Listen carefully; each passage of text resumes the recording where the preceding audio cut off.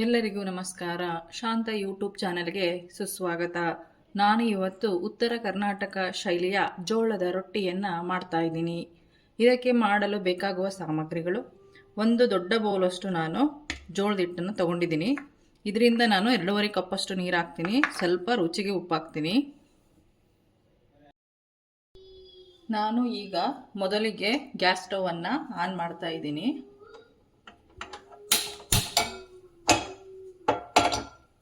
ಒಂದು ಪಾತ್ರೆಯನ್ನು ಇಟ್ಬಿಟ್ಟು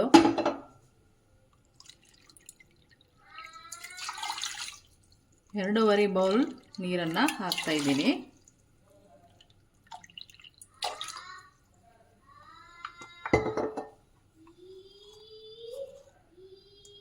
ಇದಕ್ಕೆ ಸ್ವಲ್ಪ ಉಪ್ಪನ್ನು ಹಾಕೋಣ. ಇದು ಚೆನ್ನಾಗಿ ಬಾಯ್ಲ್ ಬರಬೇಕು. ಕುದಿ ಬರೋವರೆಗೂ ನಾವು ಇದನ್ನು ಕುದಿಸ್ಬೇಕು. ಅಲ್ಲಿವರೆಗೂ ವೇಟ್ ಮಾಡಬೇಕು. ಯಾರೆಲ್ಲೋ ವಿಡಿಯೋ ನೋಡ್ತಿದ್ದೀರೋ ಅವರು ಸಬ್ಸ್ಕ್ರೈಬ್ ಮಾಡ್ಕೊಳ್ಳಿ. ನೋಡಿ, ಈಗ ಬಾಯ್ಲ್ ಆಗ್ತಾ ಇದೆ. ನಾನು ಇದಕ್ಕೆ 1 ಕಪ್ಪಷ್ಟು ಜೋಳದ ಹಿಟ್ಟನ್ನು ಹಾಕಿಬಿಟ್ಟು ಈ ಥರ ಮೊದಲಿಗೆ ಜಿಗುಟನ್ನು ಮಾಡ್ಕೊಳ್ಬೇಕು.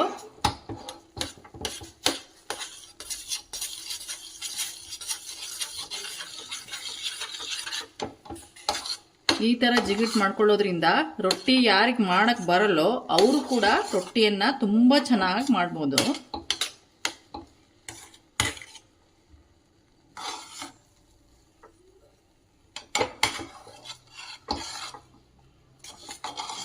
ಇದು ಲೋ ಫ್ಲೇಮ್ ಇಟ್ಬಿಟ್ಟು ಮಾಡಬೇಕು. ಈ ಥರ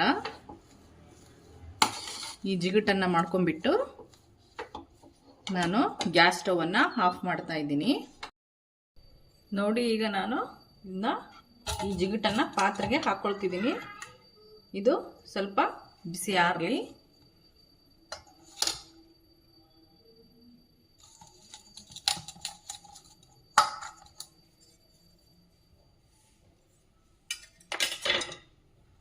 ನೋಡಿ, ಈ ಟೈಮಲ್ಲಿ ಹಿಟ್ಟನ್ನು ಹಾಕಿಬಿಟ್ಟು ಚೆನ್ನಾಗಿ ನಾದಬೇಕು. ಚೆನ್ನಾಗಿ ನಾದೋದ್ರಿಂದ ರೊಟ್ಟಿ ಚೆನ್ನಾಗಿ ಬರುತ್ತೆ. ಚೆನ್ನಾಗಿ ನಾದ್ಕೊಂಡು ಬರೋಣ. ನೋಡಿ, ಈ ಥರ ಚೆನ್ನಾಗಿ ನಾದ್ಕೊಳ್ಬೇಕು. ಇದು ಒಂದು 10ರಿಂದ 12 ರೊಟ್ಟಿ ಆಗುತ್ತೆ. ನೋಡಿ, ಈ ಥರ ರೊಟ್ಟಿಯನ್ನು ನಾನು ನಾದಿ ಎತ್ತಿಟ್ಕೊಂಡಿದ್ದೀನಿ. ಈಗ ನಾನು ಗ್ಯಾಸ್ ಸ್ಟವನ್ನು ಆನ್ ಮಾಡಿಬಿಟ್ಟು ರೊಟ್ಟಿ ಹಂಚನ್ನು ಬಿಸಿ ಮಾಡ್ಕೊಳ್ತಿದ್ದೀನಿ ಒಂದು ಸೈಡು. ಈಗ ನೋಡಿ, ಇಷ್ಟು ಹಿಟ್ಟನ್ನು ತೊಗೊಂಡ್ಬಿಟ್ಟು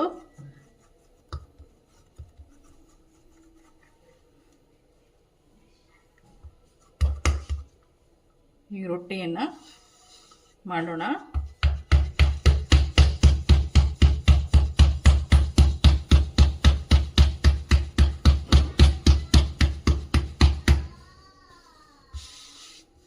ನೋಡಿ, ಈ ಥರ ಹಿಟ್ಟು ಹಾಕೊಂಡ್ಬಿಟ್ಟು ನಾನು ಬಡಿಯೆಲ್ಲ ಯಾರೆಲ್ಲ ರೊಟ್ಟಿಗೆ ಬರಲ್ಲೋ ಲತುಡಿಂದನೇ ಚಪಾತಿ ಥರನೇ ನೀವು ರೊಟ್ಟಿಯನ್ನು ಮಾಡ್ಕೋಬೋದು.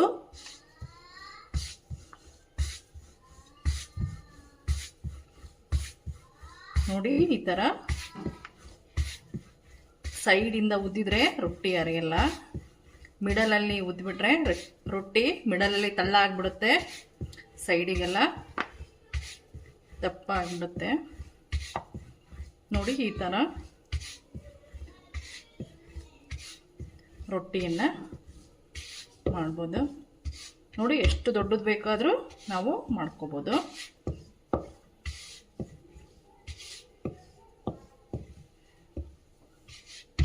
ನೋಡಿ, ಈಗ ರೊಟ್ಟಿ ಈ ಥರ ಆಗಿದೆ.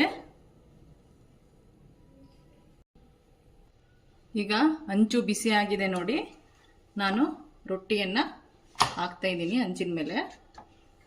ಇದಕ್ಕೆ ನಾವು ಒಂದು ವೈಟ್ ಕಾಟನ್ ಬಟ್ಟೆಯಿಂದ ನಾವು ಇದಕ್ಕೆ ನೀರನ್ನು ಹಚ್ಚಬೇಕು.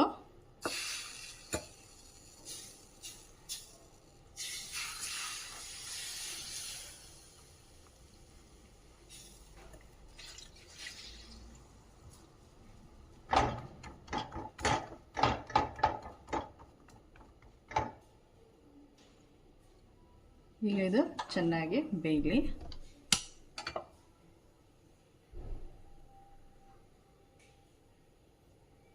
ಯಾರಿಗೆಲ್ಲ ರೊಟ್ಟಿ ಮಾಡಕ್ಕೆ ಬರಲ್ಲೋ ಈ ಮೆಥಡಿಂದ ಮಾಡಿದರೆ ರೊಟ್ಟಿಯನ್ನು ಸುಲಭವಾಗಿ ಮಾಡ್ಕೊಳ್ಬೋದು.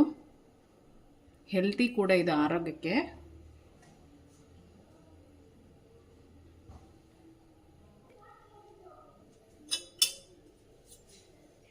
ನೋಡಿ ಈ ಟೈಮಲ್ಲಿ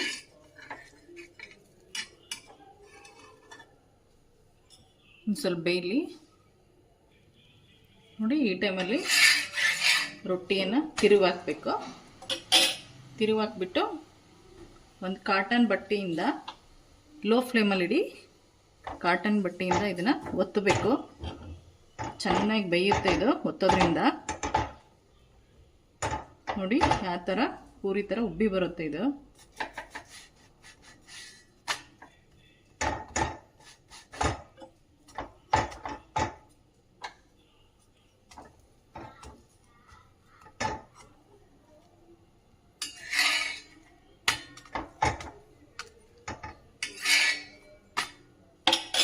ನೋಡಿ ಈಗ ಜೋಳದ ರೊಟ್ಟಿ ರೆಡಿಯಾಗಿದೆ. ಇದೇ ರೀತಿ ನಾನು ಇನ್ನು ಸ್ವಲ್ಪ ಮಾಡ್ಕೊಂಡು ಬರ್ತೀನಿ. ನೋಡಿ ಯಾವ ರೀತಿ ರೊಟ್ಟಿ ಎಷ್ಟು ಸ್ಮೂತಾಗಿದೆ. ನೋಡಿ ಎಷ್ಟು ಸ್ಮೂತಾಗಿದೆ. ಈ ಥರ ರೊಟ್ಟಿ ಈಗ ರೆಡಿಯಾಗಿದೆ. ನೋಡಿ ಈಗ ರೊಟ್ಟಿ ಬೇಳೆ ಪಲ್ಯ ಜೊತೆಗೆ ತಿನ್ನಲು ಸಿದ್ಧವಾಗಿದೆ. ಈ ವಿಡಿಯೋ ನೋಡಿದವರೆಲ್ಲರೂ ಲೈಕ್ ಆ್ಯಂಡ್ ಸಬ್ಸ್ಕ್ರೈಬ್ ಮಾಡಿ, ಶೇರ್ ಮಾಡಿ. ಮುಂದಿನ ವಿಡಿಯೋದಲ್ಲಿ ಸಿಗೋಣ. ಧನ್ಯವಾದಗಳೊಂದಿಗೆ.